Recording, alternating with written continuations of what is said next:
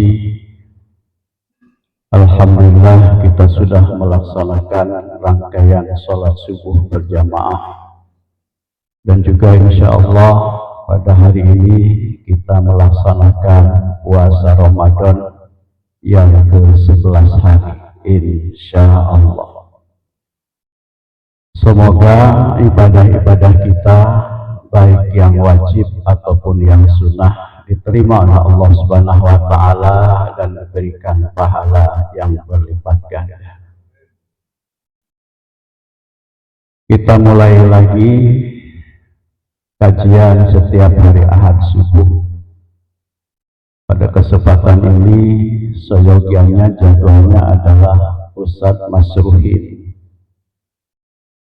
Mungkin beliau tidak hadir, ada halangan. Mudah-mudahan kita doakan semoga dia senantiasa sehat dan bisa berdakwah kembali ke hadapan kita. Bapak Ibu yang saya hormati, sebagai biasa namanya ban serep ya. Hidup di alam dunia ini hanya sebentar, hanya sebatas waktu yang Allah tentukan. Jadi kematian itu bukan milik orang lain, kematian itu adalah milik kita bersama. Jadi kematian itu misteri waktunya, misteri tempatnya, dan misteri juga caranya. Ini dirahasiakan oleh Allah. Kapan waktunya tidak dikasih tahu. Sekiranya dikasih tahu oleh Allah atau melalui malaikat, jatah umurnya itu dikasih tahu, mungkin masjid itu, musola itu pada penuh. Karena akan menghadapi kematian. Kita tidak tahu kapan. Maka oleh sebab itu kita harus siap-siap menghadapi kematian ini. Tempatnya juga kita tidak tahu. Apa di masjid, apa di rumah, apa mendapatkan kecelakaan di pesawat terbang, di kapal laut, di mobil, kita tidak tahu ya, tempatnya. Caranya juga kita tidak tahu. Apa disakitkan atau tidak. Hanya kita berharap kepada Allah semoga pada saat dicabut nyawa kita, caranya, tempatnya, dan juga waktunya adalah yang diridhoi sama Allah Subhanahu wa Ta'ala. Nah, kalau sudah meninggal kan kita sudah tidak bisa apa-apa lagi. Kewajiban orang hidup memandikan, mengapankan, menyolatkan, menguburkan. Nah, kalau sudah dikuburkan, maka sirnalah kehidupan alam dunia.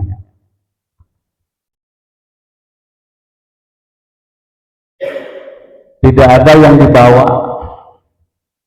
kecuali adalah amal-amal kita. Kubur itu sudah sama-sama mafhum bahwa diuruk dengan tanah. Boleh jadi adanya kegelapan. Karena saya belum tahu masalah gelap apa tidak. Kalau pengen tahu silahkan Bapak Ibu duluan ya. Hanya kita harus berusaha supaya kita mendapatkan nikmat kubur. Dan dalam kubur itu adalah menjadi terang kita ini. Maka pada kesempatan ini saya akan sampaikan adalah ajaran dari seorang ulama yang mengarang kitab Nashaihul Ibad. Namanya Ibnu Hajar Al-Asqalani, yang disyarah atau dijabarkan oleh Imam Nawawi Al-Bantani.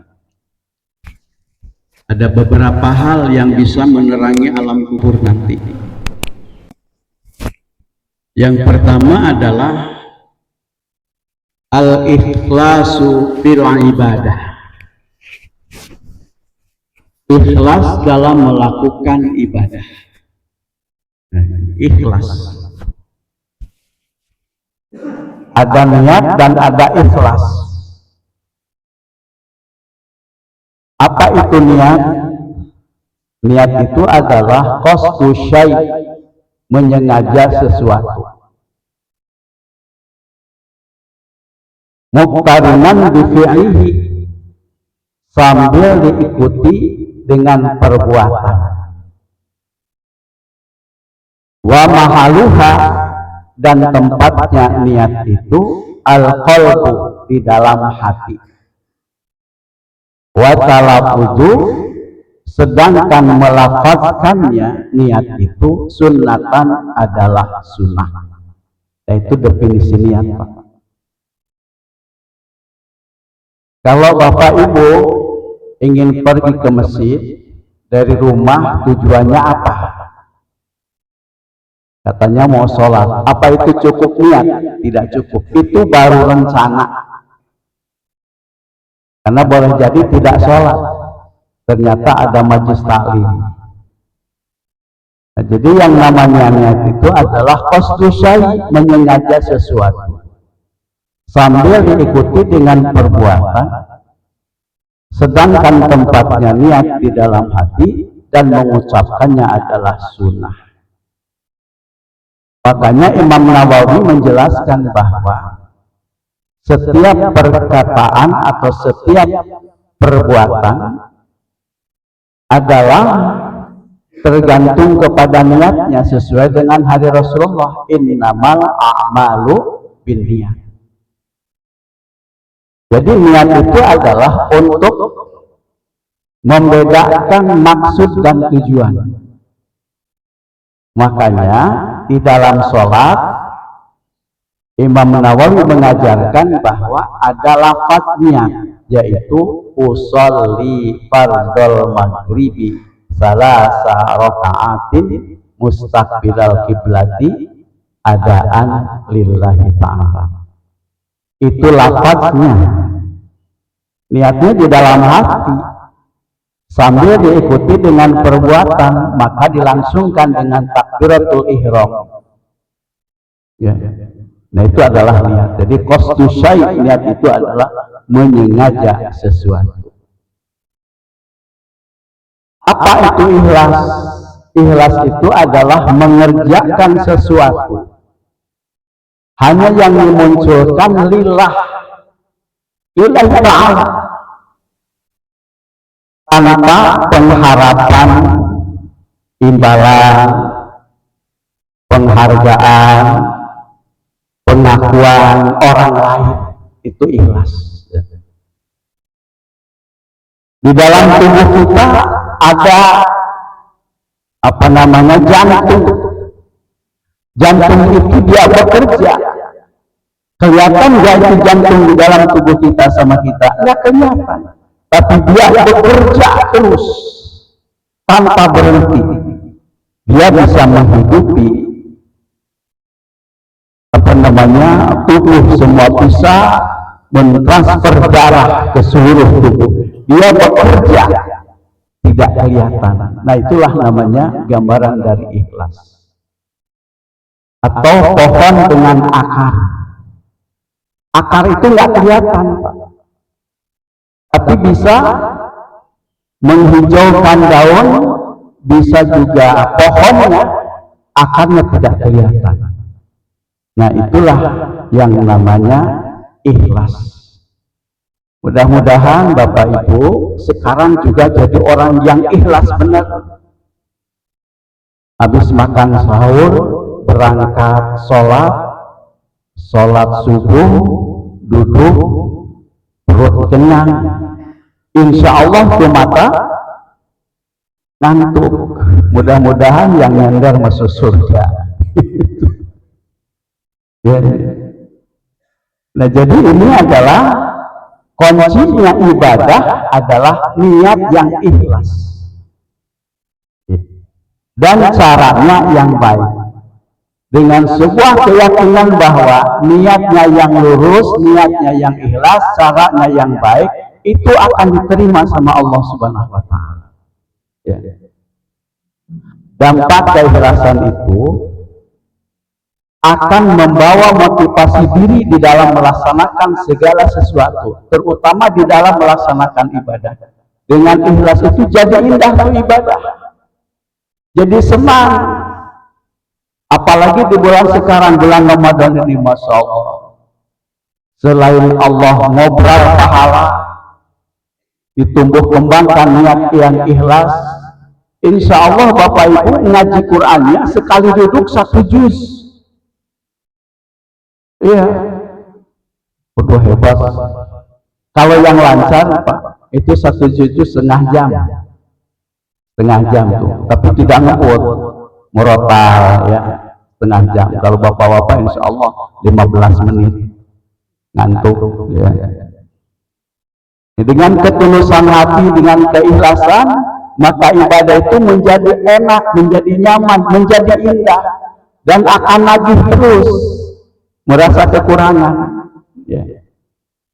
Nah, jadi ini salah satu untuk menerangi alam kubur itu adalah al-ikhlasu fil ibadah, ikhlas di dalam melaksanakan ibadah, baik ibadah itu ibadah ritual ataupun ibadah itu ibadah sosial, ibadah hablu minallah ataupun ibadah hablu minan nas, dilandasi dengan ikhlas, maka insya Allah kubur kita akan terang. Itu yang pertama ya.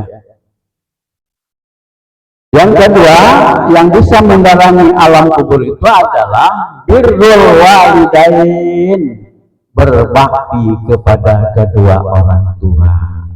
Masya Allah Pak, kalau sudah bicara tentang orang tua, flashback kita ini masa silam ya. Coba bayangkan ya, dulu kita, orang tua kita, bapak kita mencari nafkah, Masya Allah, pantang menyerah. Apalagi kalau di kampung kayak saya kan petani Pak, berangkat pagi, pulang udah mau zuhur, begitu terus. Ibu kita Masya Allah mengandung, melahirkan dengan rasa sakit, bersimbah darah kan, dan anaknya tidak satu, banyak. Saya punya jamaah anaknya 11, yang hidup 9, yang 2 meninggal duluan. Coba bayangkan Pak, 11.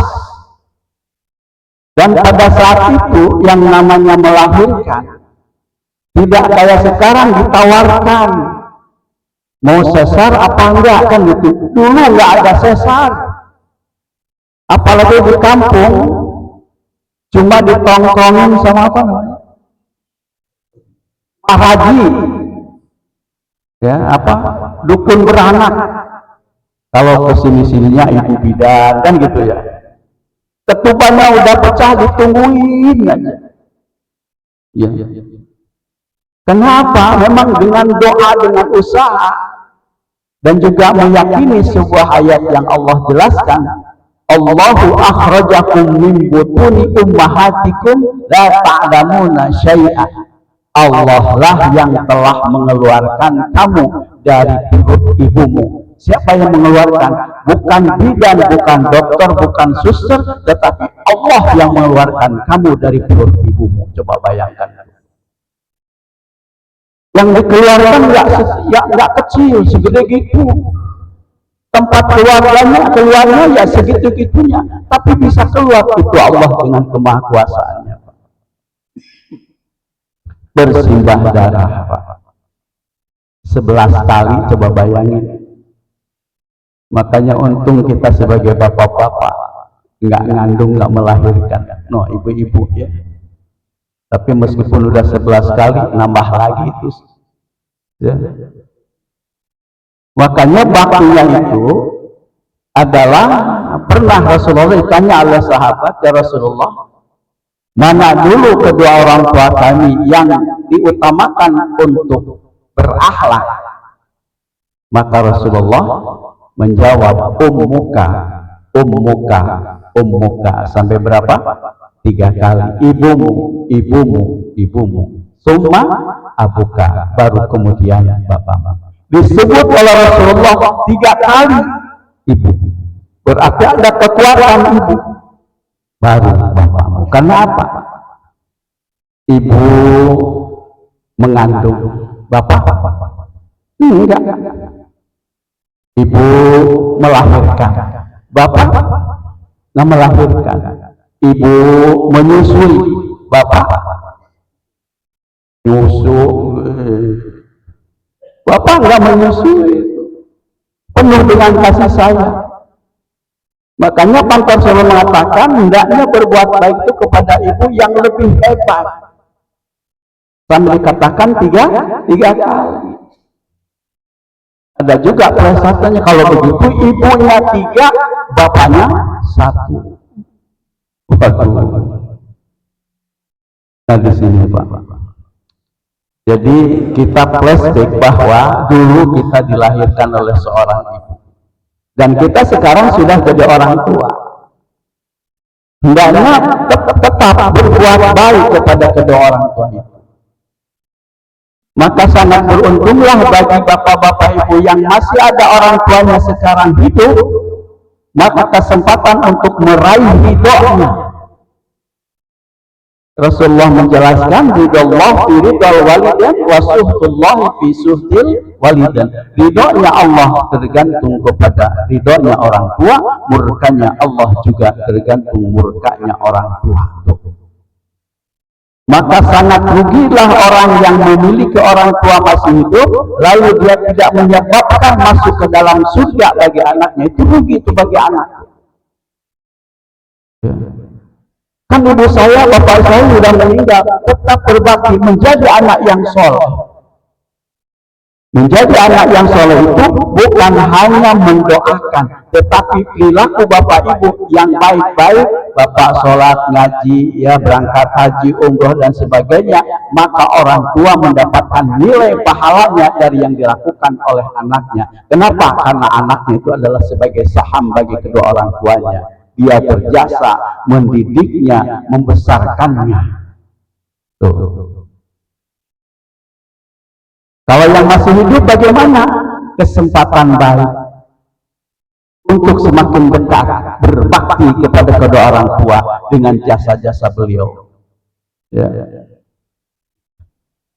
Dan ini adalah dalam ayat Al-Quran, antara beribadah kepada Allah dan bakti kepada orang tua itu berjejer. Kita lihat di dalam surat 17 ayatnya, ayat 23. Wa qadara rabbuka alla ta'budu illa iyyahu wa bil walidaini ihsana. Allah sudah memerintahkan hendaknya kalian menyembah kepada, jangan menyembah selain Allah, dan berbaktilah kepada kedua orang tua. Ya, Allah sudah memerintahkan bahwa kalian tidak menyembah kecuali kepada Allah, dan hendaknya berbuat baik kepada kedua orang tua, berjejer beribadah kepada Allah dan berbakti kepada kedua orang tua. Ya. Kemudian di dalam surat 4 ayat 36, wa'budullaha wa la tusyriku bihi syai'a wa bil walidaini ihsana. Dan sembahlah oleh kalian Allah, jangan menyekutukan dengan suatu apapun kepadanya, dan hendaknya berbuat baik kepada kedua orang tua, berjejer. Makanya pantas kata Nabi, murkanya Allah tergantung kepada murkanya orang tua. Yang masih ada, bahagiakan dengan apa? Satu, dengan akhlak. Yang kedua, berilah bagian sedekah kepada kedua orang tua. Sampai-sampai di dalam urutan sedekah, orang tua itu didahulukan. Ini terdapat di dalam surat 2, surat Al-Baqarah ayat 215. Yas'alunaka madza yunfiqun. Rasulullah ditanya oleh sahabat, apa yang hendaknya diinfakkan itu? Katakan ya Muhammad, ma'anfaqtum min khairin, apapun yang kalian infakkan hendaknya yang baik-baik. Kepada siapa?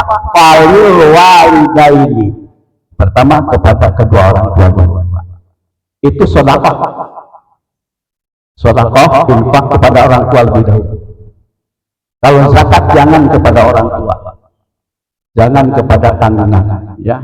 Anak kepada orang tua kepada anak, nggak boleh zakat. Tapi yang boleh adalah sedekah.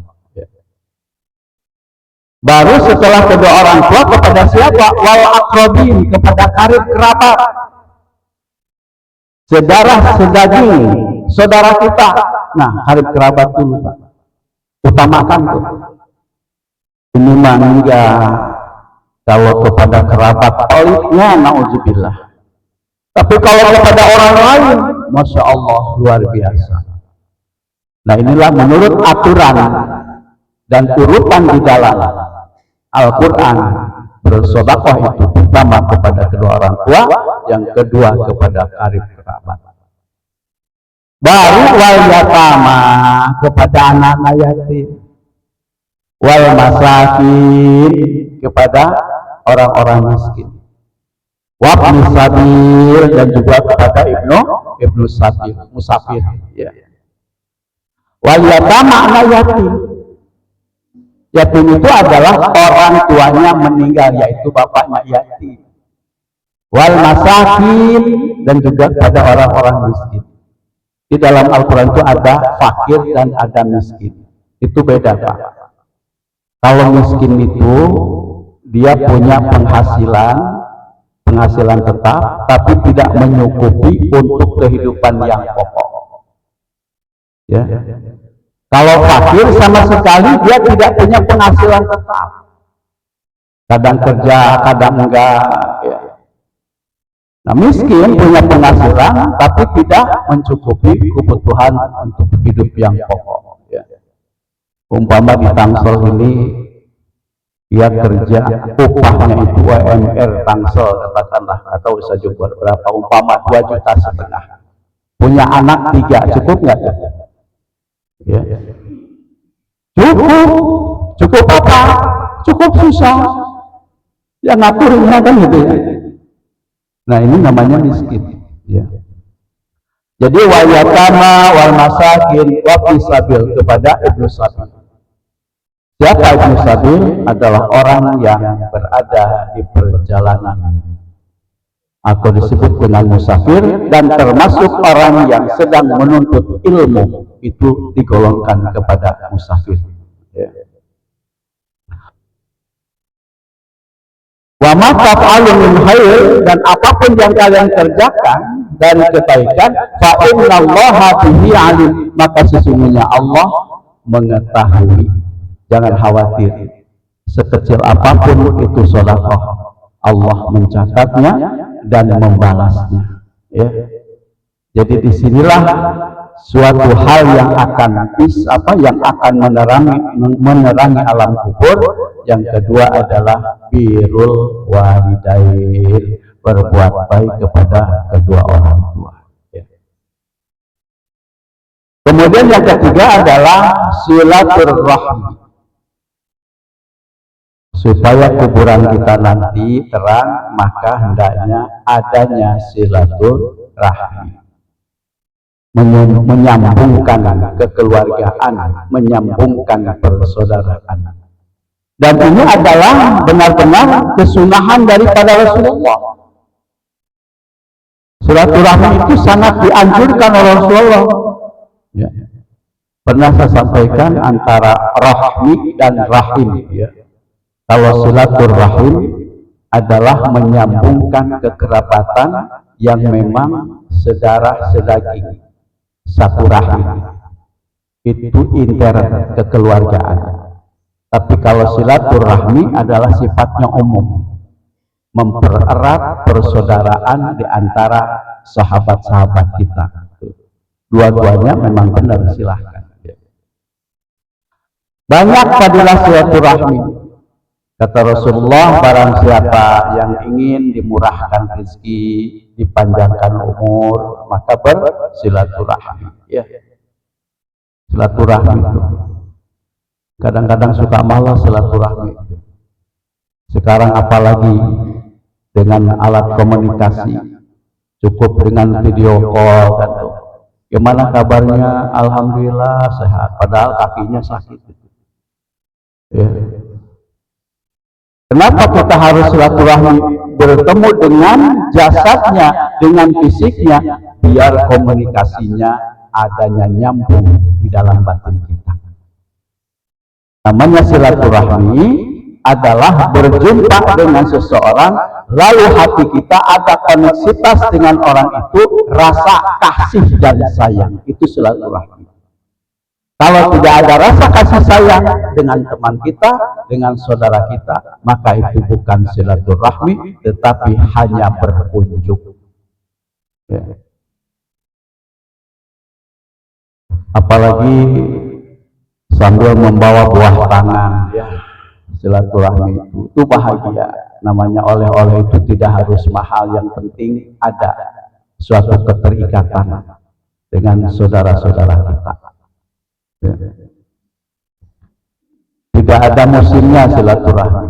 Hanya kalau kita kan suka ada musim silaturahmi. Nanti sebentar lagi tuh namanya habis Ramadan, Lebaran itu silaturahmi, ya. Waduh, masya Allah. Yang namanya mudik itu luar biasa. Yang mudik itu punya kampung. Kalau nggak punya kampung ya nggak mudik. Tapi semua pasti manusia itu akan mudik. Kenapa? Karena kita di alam dunia adalah hanya sebatas waktu, mengembara, ya, sebagai perantau di alam dunia. Kita akan pulang mudik ke kampung akhirat, berjumpa dengan Allah Subhanahu wa Ta'ala. Ya. Jadi silaturahmi alangkah indahnya jika sambil membawa buah tangan sehingga mereka bahagia. Ya. Yang kedua, yang ketiga, yang keempat, Allah yudhi'u umrahu bil maksiyah. Tidak menyia-nyiakan umur atau tidak menyia-nyiakan usia dalam kemaksiatan, ya. Ya Allah ya Rabbi. Kemaksiatan di zaman sekarang ini begitu hebat, derasnya luar biasa. Kemaksiatan sudah masuk ke dalam kamar. Ya. Maksiat bukan hanya dengan mata saja. Dengan telunjuk sudah bisa bermaksiat, Pak. Coba kita ngetik tuh. Ngetik-ngetik sesuatu yang tidak baik, di-share kepada orang, sudah menjadi kemaksiatan.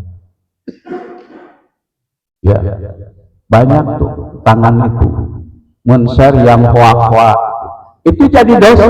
Jadi maksiat itu adalah sesuatu yang menimbulkan dosa. Kemudian dosa itu apa? Nah, dosa itu apa? Dosa adalah sesuatu yang menggelisahkan hati dan takut ketahuan sama orang lain. Itu namanya dosa. Ya. Jadi telinga maksiatnya dengan mendengar, mata maksiatnya dengan melihat, ya. Mulut maksiatnya dengan berkata-kata yang tidak baik. Ini kesemuanya anatomi tubuh itu akan dipertanggungjawabkan di hadapan Allah. Maka kata ini potongan hadis, jangan menyia-nyiakan usia dalam kemaksiatan. Ya. Kalau sudah 60 tahun, awas hati-hati. Sekiranya 60 tahun masih terus bermaksiat, kayaknya sulit untuk sadar, ya. Makanya na'udzubillah. Wanti-wanti kalau sudah 40 tahun. Kalau 40 tahun itu, Pak, godaannya semakin dahsyat. Kalau bapak-bapak, laki-laki 40 tahun itu, gagah-gagahnya, energik, ya. Kertas kedua, godaannya banyak, lenjeh banget tuh. Ya. Kadang tidak sedikit yang kalah dia melawan hawa nafsunya. pada saat usia 40 tahun. Kalau sudah 60 tahun, itu penyadaran diri, Pak. Kalau nggak sadar 60 tahun, Masya Allah, itu boleh jadi nanti Allah akan mengunci itu hatinya, tidak sadar-sadar, ya. Alhamdulillah kita ini ahli-ahli masjid semua, ya, senantiasa dekat kepada Allah. Diharapkan nanti pada akhir hayat kita dalam keadaan husnul khotimah. Itu keinginan kita. Karena kematian kita kematian itu adalah menjadi husnul khotimah tergantung kepada kebiasaan baiknya itu, ya. Nah itu, jangan membiarkan usia kita dalam kemaksiatan. Selangkah berjalan kita ke depan, maka selangkah pula kita lah diambil oleh Allah jatah umur kita. Ini sudah 10 hari kita berpuasa, berarti 10 hari pula lah jatah kita diambil oleh Allah Subhanahu wa Ta'ala. Setiap ucap kata, setiap kedip mata itu adalah mengurangi jatah umur kita, maka jangan disia-siakan. Yang kelima, Allah yattabi hawa. Yang bisa menerangi alam kubur itu adalah tidak mengikuti kehendak hawa nafsu, ya. Hawa nafsu semua kita memiliki. Puasa adalah untuk mengendalikan hawa nafsu. Awas, Pak. Puasa itu bukan untuk menghilangkan hawa nafsu. Saya nggak mau puasa kalau jadi hilang hawa nafsu, ya. Jadi puasa itu adalah untuk mengendalikan hawa nafsu. Nafsu apa? Nafsu makan, nafsu syahwat, nafsu tidur, tuh, ya. Terutama nafsu makan. Kata Rasulullah kan ada hadisnya. Hikmah dari puasa itu apa? Sumu tasihhu. Puasalah kalian supaya sehat. Ya. Tapi ternyata sehabis Ramadan selesai, puskesmas penuh. Hasilnya apa? Darah tingginya naik, kolesterolnya juga naik, gula darahnya juga tinggi. Kan kata Nabi, sumu tasihhu, puasa biar sehat, tapi malah sakit. Siapa yang salah? Bukan hadisnya yang salah, tapi kita tidak bisa mengendalikan hawa nafsu pada saat berbuka puasa. Masya Allah, di meja itu sudah beraneka macam, ada kolak, ada ongol-ongol, ada kurma, ada teh manis, ada cendol, segala macam tuh. Katanya kalau buka puasa itu adalah sunahnya pakai kurma. Iya, kurma 3 biji, air 1 gelas, itu sunah. Kalau yang wajib lontong sama gorengan, itu di mana-mana lontong sama gorengan ada. Ya. Jadi tidak bisa mengendalikan nafsu makan pada saat berbuka puasa. Pantas tidak berhasil menjadi orang yang sehat. Padahal itu adalah untuk mendorong bagi orang yang ada rencana diet. Ya. Jadi nggak usah mahal-mahal supaya langsing itu. Setiap bulan kosongkan perut 11 hari. Insya Allah tuh jadi ranting. Ya. Apa 11 hari? Senin, Kamis, kan gitu ya? Puasa. Jadi berapa? 8. Ayyamul bid berapa? 3 hari. Jadi 11 hari. Ya. Apalagi sekarang ini sebulan, Masya Allah, kosongkan perut, insya Allah jadi sehat, asal mengikuti aturan, tidak mengumbar hawa nafsu. Teh manis 2 gelas, memang enak. Alhamdulillah di sini tuh yang buka berpuasa banyak, ya. Bapak-bapak di dalam ikut juga, di meja penuh, habis maghrib habis semua. Ya, itu pulang ke rumah makan lagi tuh, habis tarawih minum lagi tuh. Ya, itu hawa nafsu. Hawa nafsu tidak bisa mengendalikan tidur. Puasa mentang-mentang puasa tidur mulu, ya. habis dari masjid tidur, bangun jam 9 katanya sholat duha dulu, habis itu tidur lagi sampai zuhur. Katanya tidurnya orang berpuasa itu ibadah, itu jangan salah kaprah ya. Memang daripada mata jelalatan berbuat maksiat, jalan-jalan yang gak karuan mendapat dosa, lebih baik tidur. Nah itu maksudnya, bukan tidur mulu ya. Bawa nafsu ya. Nafsu kesahwatan ya, harus jaga diri, terutama yang masih muda-muda. Tidak tua tidak muda sih, kalau melihat sesuatu yang indah-indah itu kesengsem aja ya, harus dijaga. Yang kelima, sekarang yang keenam apa? Ayat ketahuda fitrah, bersungguh-sungguh dalam ketaatan ya. Kita harus menyadari Pak, pada saat kita sebelum akil balik, katakan 15 tahun, itu tidak ada sanksi apa-apa. Selama 15 tahun Pak, itu cuma main-main kita ini. Melakukan dosa tidak dicatat sebagai dosa, melakukan ibadah tidak mendapatkan kebaikan selama 15 tahun. Tapi kalau sudah 15 tahun, maka dia punya kewajiban untuk bertaat kepada Allah, yaitu ibadah. Maka jika dulu di masa silam mulai akil balik banyak kesalahan-kesalahan, maka hendaknya ada kesempatan yang baik, Allah memberikan kesempatan sampai dengan saat ini untuk bertobat dengan kesungguhan hati, bersungguh-sungguh. Seperti di dalam sholat, salah satu jalan untuk supaya khusyuk sholat itu apa? Bahwa jadikan sholat yang kita laksanakan itu merupakan sholat yang terakhir, karena boleh jadi waktu yang lain tidak akan bisa sholat lagi. Sungguh-sungguh baca Quran, sungguh-sungguh zikir, sungguh-sungguh berdoa, sungguh-sungguh.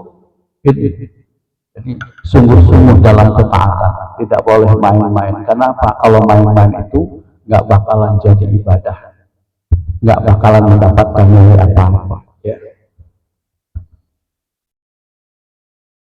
Yang terakhir, ayyuksira zikrullah, supaya kubur kita nanti adalah mendapatkan terang, yaitu ayyuksira zikrullah, memperbanyak zikir kepada Allah. Zikir itu apa? Bahasa kitanya adalah ingat. Kalau bahasa Betawi namanya nyebut, kalau bahasa Sunda eling ya, itu namanya zikir. Zikrullah berarti ingat kepada Allah ya. Kenapa kita harus berzikir? Karena disuruh sama Allah. Fadhkuruni adzkurkum, kan gitu. Ingatlah kalian kepadaku, niscaya aku ingat kepadamu. Kalau orang yang langsung ingat kepada Allah, Allah juga lebih cepat lagi untuk mengingat kita. Ya. Jadi di situ tidak ada jeda. Fadhkuruni adzkurkum, ingatlah kamu kepadaku, niscaya aku ingat kamu. Jadi tidak ada fadhkuruni tsumma adzkurkum, tidak ada. Ya, diperintah sama Allah. Karena kalau diperintah sama Allah berarti zikrullah itu adalah termasuk bagian dari ibadah. Untuk apa zikir itu gunanya? Kita lihat di dalam surat yang ke-13 ayat 28. Alladzina yu'minuna, apa namanya? Orang-orang yang beriman, hati mereka menjadi tentram ya, dengan mengingat Allah. Ala bizikrillah tatma'innu ya. Jadi buah dari zikir itu adalah supaya mendapatkan ketentraman. Kata Allah, hanya dengan zikir sajalah hati akan menjadi tentram. Ya. Alladzina amanu wa tatma'innu qulubuhum bi dzikrillah, ala bi dzikrillah tatma'innu qulub. Jadi dengan ingat kepada Allah, hati tentram. Seperti begini, kita naik pesawat, naik kapal laut, kereta, bis, bisa tidur tenang hati. Kenapa? Karena yakin kepada supirnya bagus, pilotnya hebat, nahodanya bagus, berpengalaman, jadi tentram. Nah, ini Allah yang menciptakan kita, yang memberikan rezeki, yang sudah menjaga segala-galanya, masa masih belum tentram begitu? Kalau orang itu mengatakan saya sudah berzikir kepada Allah tetapi hati masih gelisah, berarti zikirnya hanya di lisan, tidak masuk ke dalam hati, dan pasti yang diingatnya bukan Allah. Meskipun dia mengucapkan Allah tapi hatinya mengingat selain Allah, mengingatnya masalah dunia terus, pasti tidak akan tentram ya. Sampai-sampai ada salah satu zikir kepada Allah, caranya disampaikan. Surat 20 ayatnya ayat 14. Innani anallahu la ilaha illa ana fa'budni wa aqimis shalah li dzikri. Sesungguhnya aku adalah Allah, tidak ada Tuhan kecuali aku, maka sembahlah aku. Dirikanlah sholat untuk mengingat aku. Jadi sholat itu adalah salah satu untuk zikrullah, mengingat Allah Subhanahu wa ta'ala. Zikir itu juga termasuk sholat. Sholat juga termasuk zikir. Itu bolak-balik gitu ya. Sholat itu termasuk zikir kepada Allah. Perbanyak zikir mulai lisan masuk ke dalam hati, maka akan mendapatkan ketentraman. Dan apapun yang diucapkan kebaikan itu, nanti pada akhir hayat kita, ucapan itu akan mengikuti kepada kita menjadi ucapan yang baik ya. Zikirnya banyak, boleh membaca Al-Quran, boleh zikir yang diajarkan Rasulullah SAW. Yang penting kita adalah ada niat khusus untuk senantiasa zikrullah dimanapun kita berada dan kemanapun kita pergi. Karena zikir itu adalah di sembarang waktu, di sembarang tempat. Silahkan ingat kepada Allah Subhanahu wa ta'ala. Nah, itulah Bapak Ibu yang saya hormati, mudah-mudahan Allah Subhanahu wa ta'ala kasih umur kepada kita yang panjang, kemudian manfaat ya, kemudian juga mampu ibadah dengan sempurna, bisa berbagi kepada sesama, dan akhir hayat kita nanti menjadi akhir hayat yang husnul khotimah. Amin ya rabbal alamin. Demikian, mudah-mudahan ada manfaatnya. Mungkin ada pertanyaan. Ibu-ibu, silakan. Barangkali silakan ada pertanyaan. Ayo.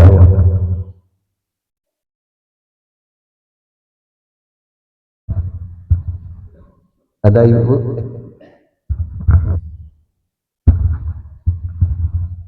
Assalamualaikum warahmatullahi wabarakatuh. Waalaikumsalam.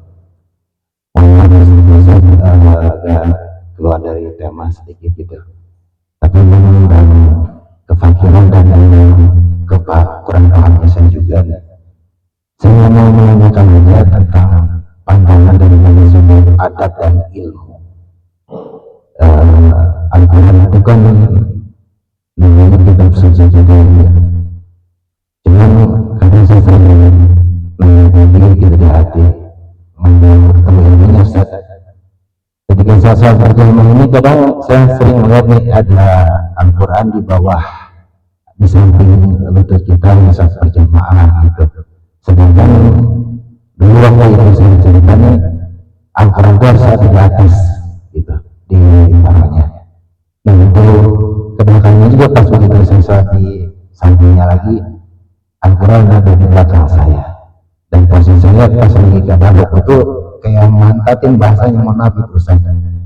Nah, untuk pertanyaan saya itu, kalau untuk pandangan dari segi adab dan ilmu itu harus seperti apa kita mementingkan kedudukan Al-Quran itu? Sekian Ustaz. Assalamualaikum warahmatullahi wabarakatuh. Ya, su'ul adab artinya akhlak buruk. Apa yang lebih bagus, ilmu sama adab? Kedua-duanya sinergi. Orang yang punya adab, akhlak yang baik juga harus punya ilmu. Ilmu juga harus ada implementasinya menjadi orang itu punya akhlak yang baik. Salah satunya adalah bersikap kepada sikap kita kepada Al-Quran tadi. Siapa yang akan menghormati kitab suci Al-Quran kecuali adalah orang Islam itu sendiri. Ya. Karena Al-Quran sudah menjadi mushaf sekarang ini, demi untuk menghormati Al-Quran, maka seyogianya Al-Quran itu ditempatkan di tempat yang lebih tinggi. Itu ya. Kalau di zaman Rasulullah kan nggak ada mushaf. Jadi hanya sekedar adab aja, akhlak kita kepada Al-Quran.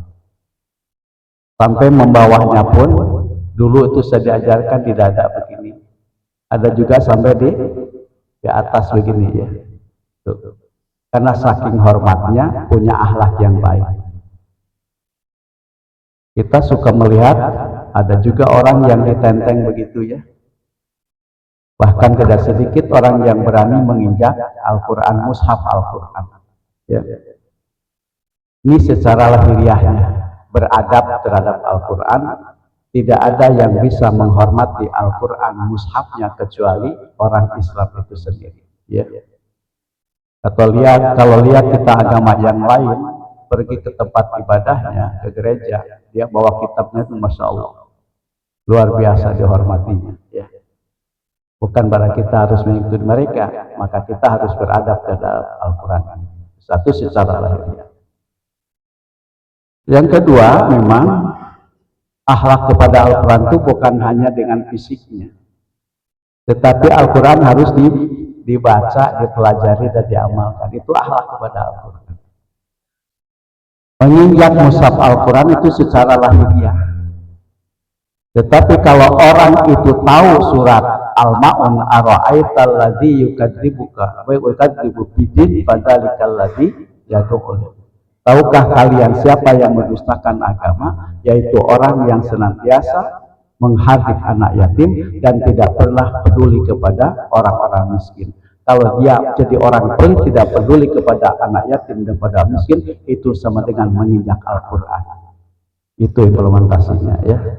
Itu hanya sekedar adab aja. Itu ya. Ada lagi? Ibu ada nanya, silakan. Waalaikumsalam. Semua umat Muslim itu pasti tujuannya adalah ingin percaya kuburannya masuk surga. Salah satunya adalah dengan berzikir tadi dikatakan. Nah, berzikir diri sendiri kan tidak ada takbir, tahmid dan tahmid.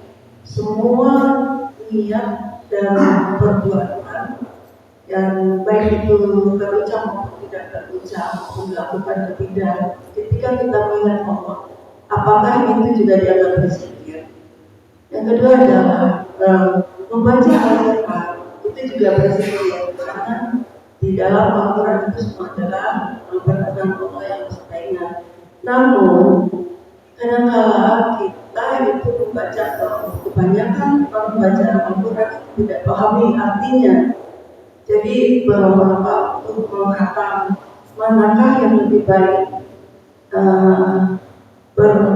cepat-cepat mengatakan atau kita pelan-pelan tapi memahami artinya sehingga kita tahu persis bahwa Allah itu Maha Besar semuanya dan kata-kata Allah itu benar.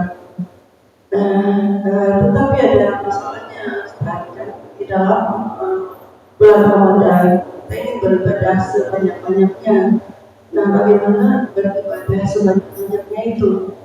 Kemudian di dalam kehidupan sehari-hari misalnya, dengan mengingat Allah, walaupun tidak bahasa, tidak hanya membaca takbir, tahmid dan tahmid saja, tapi perbuatan yang diniatkan karena Allah, apapun itu, baik laki-laki maupun perempuan, ibu atau apa yang berjalan ataupun yang berbuat apapun, dengan diniatkan pada Allah, maka itu juga termasuk berzikir dan dicatat oleh Allah untuk pahalanya. Lalu misalnya kalau kita mau mengikuti cara agama di YouTube misalnya, itu kan tidak selalu kita yang membaca ayat-ayat Al-Quran, tapi mendengarkan dengannya bahwa kita akan mengubah perilaku sehari-hari yang kurang baik terhadap atau meluruskan kembali di jalan Allah. Apakah itu juga termasuk berzikir dan dicatat oleh Allah agar kuburan kita bercahaya? Jadi bagaimana supaya kita bisa mengingat Allah sepanjang nafas ketika sepanjang nafas kita, Ustaz? Apakah cukup dengan misalnya kita melihat sesuatu bersama itu karena Allah, segalanya yang kita lihat itu karena Allah, dan apakah termasuk tidak banyak yang kita terima, kalau kita terima yang kita melihat dari Allah, kemudian termasuk berzikir. Ya, baik. Zikir ada zikir khusus, ada zikir umum. Zikir khusus adalah ada waktu-waktu yang khusus dan bacaan juga khusus. Di antaranya zikir khusus itu adalah sesudah sholat 5 waktu. Kemudian waktu sepertiga akhir malam. Ya, itu zikir yang secara khusus.